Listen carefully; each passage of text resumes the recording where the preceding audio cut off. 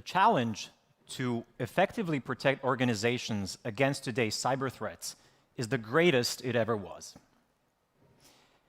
And this is not only due to the sheer rise in number of cyber attacks, but also, or mainly due to the transformations taking place in the threat landscape over the past years. I've been researching cyber threats for 14 years now, and when I gave presentations on the threat landscape a couple of years ago, I would typically talk about two pretty distinct categories. On the one hand, e-crime, or cybercrime, your typical financially motivated threats like banking malware, ransomware, or malicious cryptocurrency mining malware. Now, I wouldn't go as far to dismiss these threats by saying they're unsophisticated, but generally speaking, these were mass spreading and opportunistic, and it was typically easier to defend against them. And these were the threats that concerned everyone: regular users, consumers, small businesses, and large enterprises. On the other hand, there were the APTs, Advanced Persistent Threats, really highly targeted, state-of-the-art, often nation-state-sponsored weapons for cyber espionage or sabotage. And these types of threats would only be on your radar if you were a government, diplomatic, or military organization, or a large enterprise that could be subject to advanced corporate espionage. Now, today, both types of threats, with various degrees of sophistication case by case, are still here. But a new category of hybrid threats is also on the rise: financial APTs, which are going to be the subject or the theme of today's presentation. These are threats using advanced techniques of APTs, but they are financially motivated, which means that the scope of their target is much larger than APTs. Does your company handle money? If yes, then financial APTs are something to watch out for. The goal of this presentation that we put together with Jakub Debski is to introduce to you some of the powerful detection technologies we've added or improved lately, or will be doing so in the near future. But it's not your typical product presentation, and you'll get a chance to hear more of those later in this conference, where you can learn many more details about the individual products or services, the launch timelines, roadmaps, and so on. Instead, I want to give you an overview to better understand the ESET security ecosystem and how it protects your organization from an attack by a financial APT group. And what better way to do that than with a demonstration of an actual attack scenario, which I'll walk you through in just a second. Now, as you probably know by now, we advocate that the only viable approach to effectively protect your data, and in this case your money, is by having multiple layers of protection in place, as you can see here in this high-level overview of ESET security ecosystem, as well as the view of the layers protecting the endpoint itself. And I will demonstrate these to you in action, or some of them at least. Now, as you heard yesterday in the CTO keynote, these technologies are designed to prevent threats. So they will block the attack from continuing. So for demonstration purposes, and so that you can also see in action the layers further down in the chain, we will be switching some of these off, or switching them to reporting mode only. So let's jump right to it. So imagine this is our demonstration environment. Imagine that is your company's network. You're running ESET security solutions on your endpoints. You have multiple types of endpoints there. You have an IT administrator. You have a mail server. And then, as you can see in the top right corner, we have an attacker, a bad guy that is up to no good. And this attacker is going to use, still today, one of the most typical initial access mechanisms of getting malware onto an environment, and that is via email. It's not the only method they could use, but it is still very commonly used in conjunction with a little bit of social engineering. So they're going to add that malicious attachment to their email and send it your way. And that email arrives on your mail server, and you are running ESET mail security there. And the threat was detected right away. by what we call a DNA detection. And you can see all of the relevant information about that detection in your ESET Protect console. You can see why it was detected, what threat was there, what was removed. You can configure what types of alerts you want to set, and so on.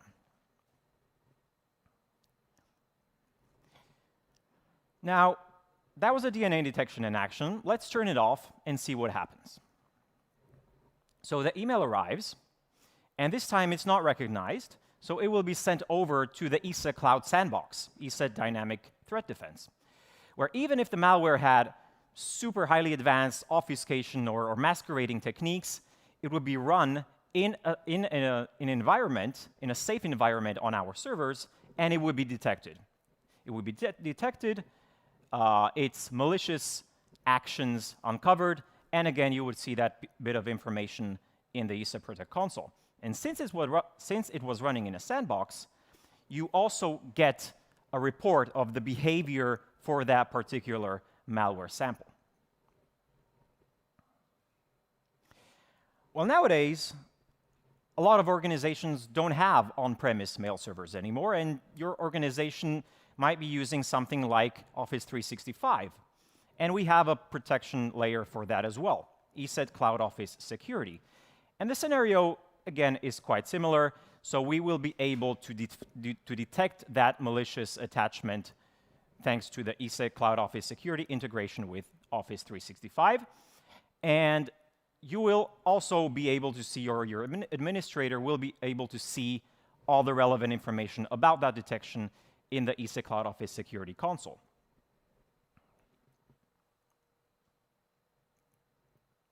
Now, ESET Cloud Office Security isn't only about emails, but it also protects your SharePoint sites, your OneDrive, and Microsoft Teams as well.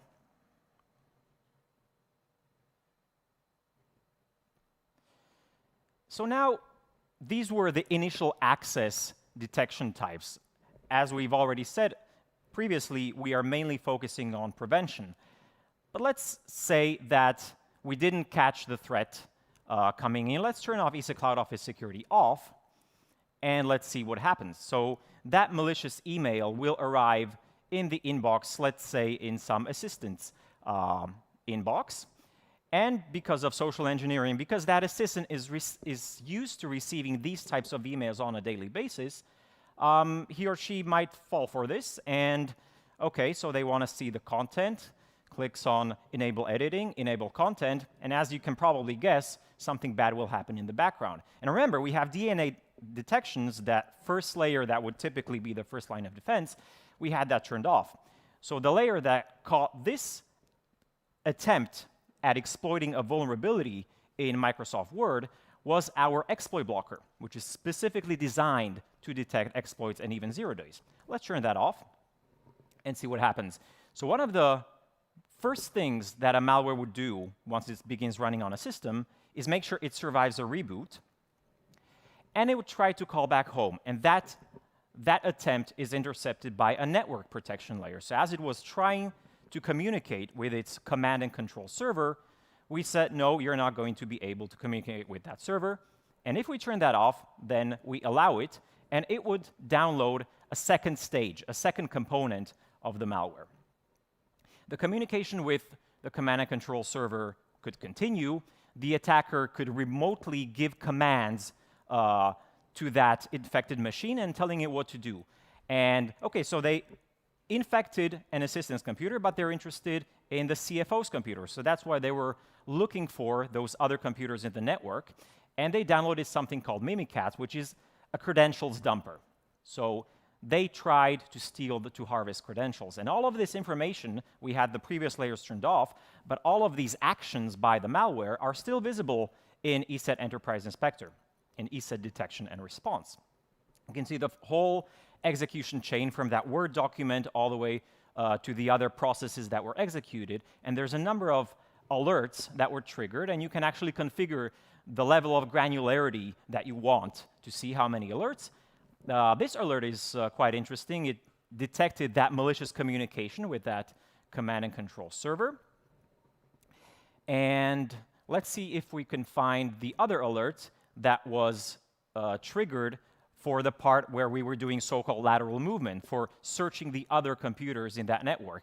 And ESET Enterprise Inspector detected that as well. And it's not only triggering an alert, but it's also giving you information and explanation of what the attacker was trying to do, and what are the remediation steps. It's giving you all the relevant information for an incident responder, for example, so that they can investigate what was happening. Even going down to such details as you can see here, these are the scripts, the actual commands that the attackers were sending that malicious computer on what to do next. So all of this, very useful information for doing incident response. And remember I told you that Mimikatz was downloaded at one point in that scenario, and that would be detected, of course, as well. So it was hidden in a pretty complicated chain of execution, as malware typically does. And here you can see that red alert. That's Mimikatz detected right away. But even if it wasn't, even if it was masquerading as something else, then the techniques that Mimikatz is typically using, those would also be detected as well. So that's what you can see here. And again, it's giving you all the relevant information. It's giving you description of the technique. It's even linking to the MITRE ATT&CK knowledge base. So again, very useful information. So remember, the attacker managed to successfully harvest some credentials, and obviously they're going to abuse them. So those credentials could be used for remote access, something that many of us are using in work-from-home times nowadays. And they would try to connect to an interesting computer. They entered the username and the password that they just stole in that previous step. And they're almost there. They're almost there. I used my computer for this demonstration, but they're not there because ESET Secure Authentication steps in, and the attackers don't have that second authentication factor. And the fact that the target receives this message also signals that something fishy is going on. So let's turn off secure authentication. And if that was turned off, and remember, DNA detections are still off, so the attacker would try to launch some malware, some ransomware on that machine. And the layer that caught that attempt is our dedicated ransomware shield that's designed to detect ransomware not specifically, but generically, so ransomware behavior. So it's a very powerful detection mechanism for ransomware, which is still one of the most prevalent threats out there. Now, you don't just have to believe me and that pretty demonstration. ESET has also proven its technological prowess in the most recent round of MITRE ATT&CK evaluations that tested EDR solutions by different vendors using 2 emulated scenarios of financial APT attacks. And Richard mentioned this in his keynote yesterday. In fact, the enterprise inspector detections you've just seen in the demo are exactly the ones from MITRE's test. Well, only a small part of them, because MITRE's scenario had no less than 162 substeps. And I guess you don't want to watch me showing you EDR detections for 3 hours. The results of the evaluation are public, and you can go to MITRE's website, and you can explore by attacker techniques and see exactly the alerts ESET detection and response produced. You can see that there were 20 steps in total, 10 for each of the 2 scenarios, covering the different stages of the attack, like initial breach, as we've seen in the demo, discovering potential targets, stealing payment data, and the results show various levels of visibility and detection our EDR produced. And as I said, they even go to extreme granularity, breaking down those 20 steps into 162 substeps, down to the level of what commands the attackers were issuing. So here are the results in a nutshell. We detected each of the 20 steps of the attack. We triggered alerts, and we provided very detailed analytical information like I've shown you in the demo. In other words, not just alerting that something bad happened, but telling you what exactly and what the attacker was trying to achieve by that. Of the 162 substeps, we detected 147. In case you're asking why not 100%, The answer and the key point to remember is balance. Because unlike many other AV tests, MITRE's evaluation doesn't consider false positives or performance. And not only is it unnecessary to see every single potentially unimportant detail of what happened, it's often even undesirable. Too many alerts to unimportant events mean too much noise, what we call alert fatigue. And this can be distracting and make the Security Operations Center analyst miss what's really important. Not to mention higher operating costs due to higher performance and storage requirements. So the key point is balance, without sacrificing security, of course, and detecting every single step of the attacker. As Richard mentioned, the evaluations were modeled specifically on the techniques typically used by the Carbonac and Fin7 financial APT groups. Carbonac mainly targets banks, and Fin7 has primarily targeted the retail, restaurant, and hospitality sectors. And they often use point-of-sales malware.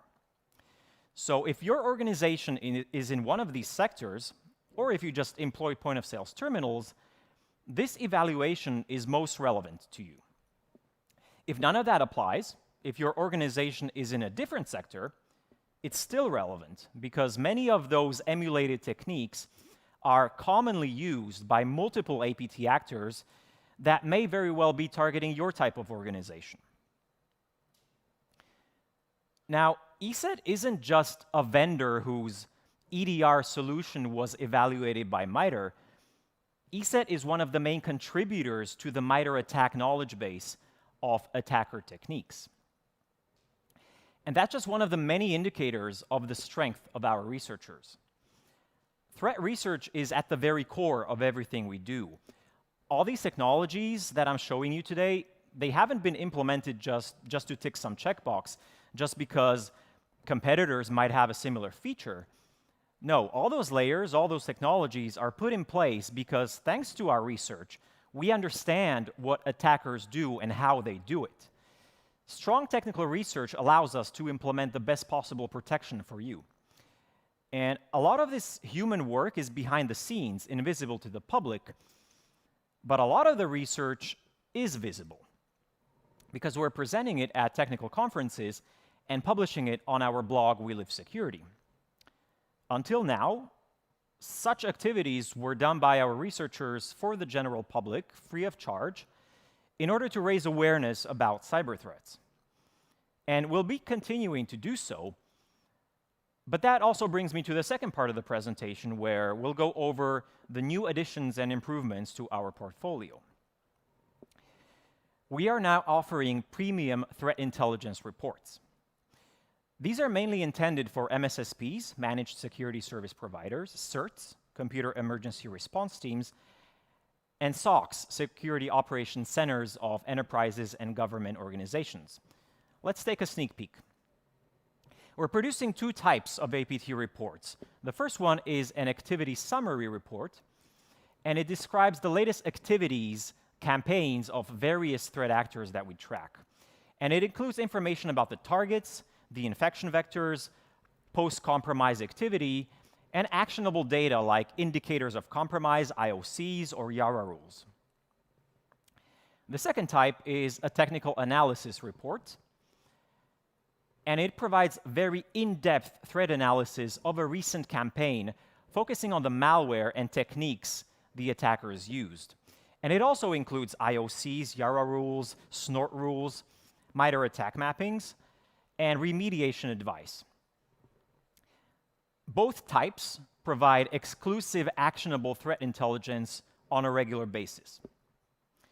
And the service is available for purchase since June 1st. Now, let's zoom in on the technologies running on the endpoint itself. Of course, the fundamental thing is that our endpoint solutions are compatible with modern systems. And the next big thing in IT is the shift to the ARM architecture. ARM has been the go-to platform for smartphones for quite a while, and we've had solutions for those for many years. And now laptops and even servers are moving to ARM. Those of you that follow Apple products know about their departure from Intel towards Apple Silicon, the ARM-based M1 chip. ESET solutions are already compatible. But it's not just about Macs. Windows PCs are following the same trend, and we're one of the first companies that has a beta for Windows ARM. And Linux servers are also switching to ARM for power-saving purposes, and we're working on that as well. Another trend, this time a malicious trend, is the rise of RDP brute force attempts since the beginning of the pandemic. We've seen a rise of over 700%.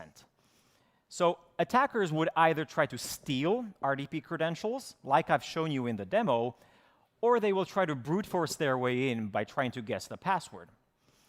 ESET Secure Authentication protects you from both, but this statistic comes from another layer that we've added to ESET Endpoint Protection to reinforce the protection against brute force attacks and network password guessing for RDP, as well as the SMB protocols and also SQL connections.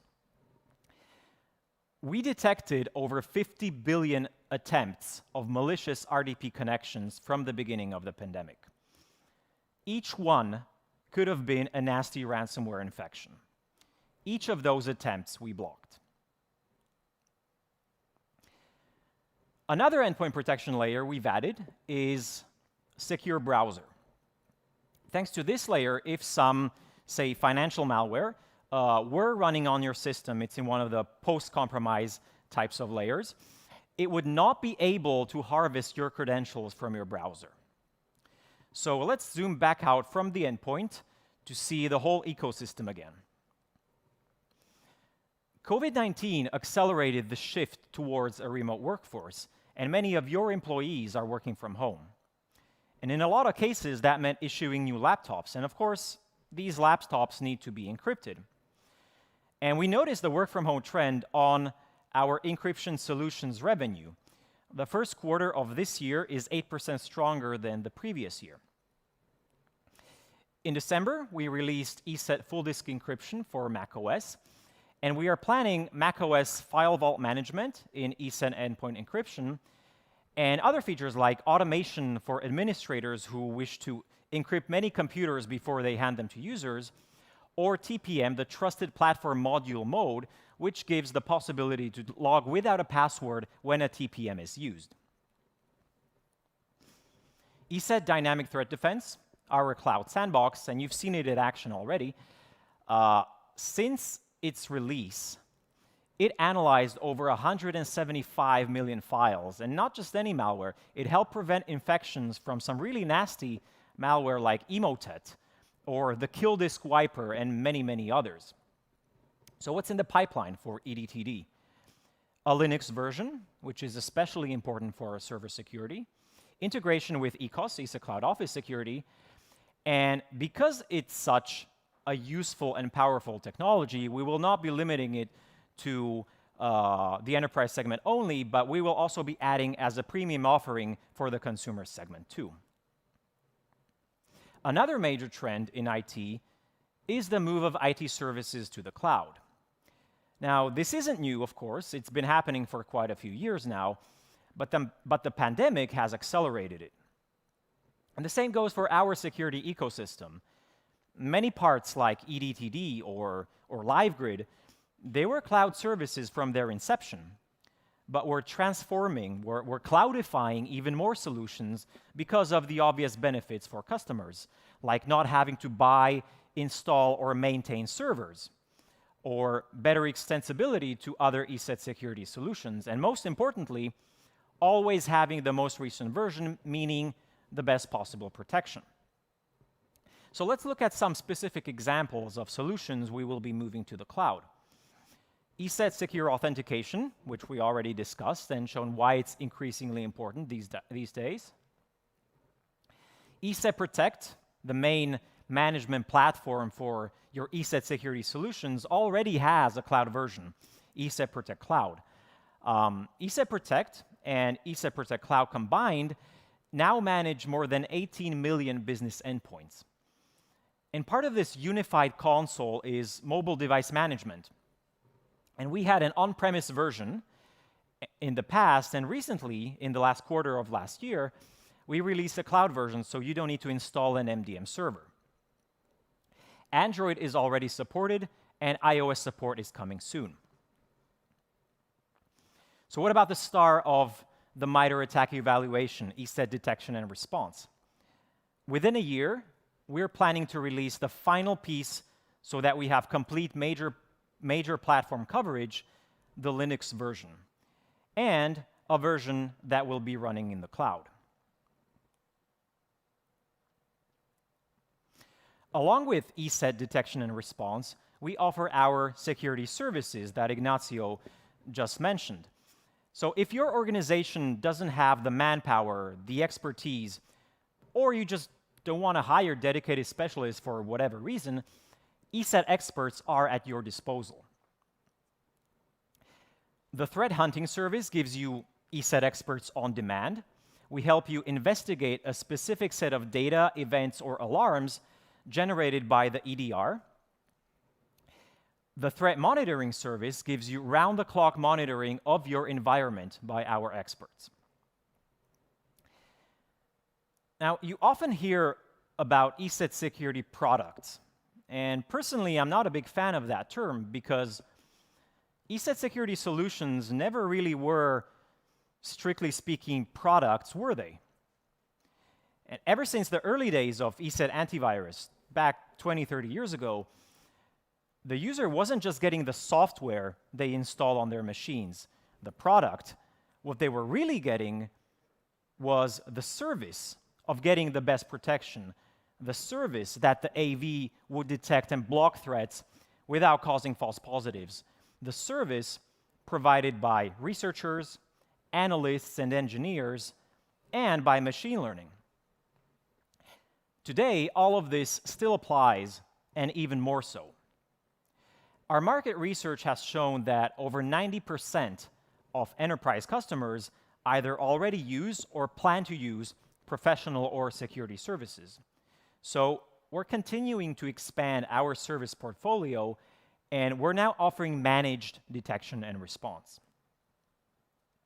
So before I wrap up, let me recap the 3 main points to summarize where ESET security ecosystem is heading. The ever-increasing shift towards services, the cloud-first approach, and of course, all of this built on top of industry-leading technical research. As I said in the beginning, the challenge to protect your data, your money, against modern hybrid cyber threats is the greatest it ever was. ESET, your brand of choice, your brand of trust, is up to that challenge. Thank you.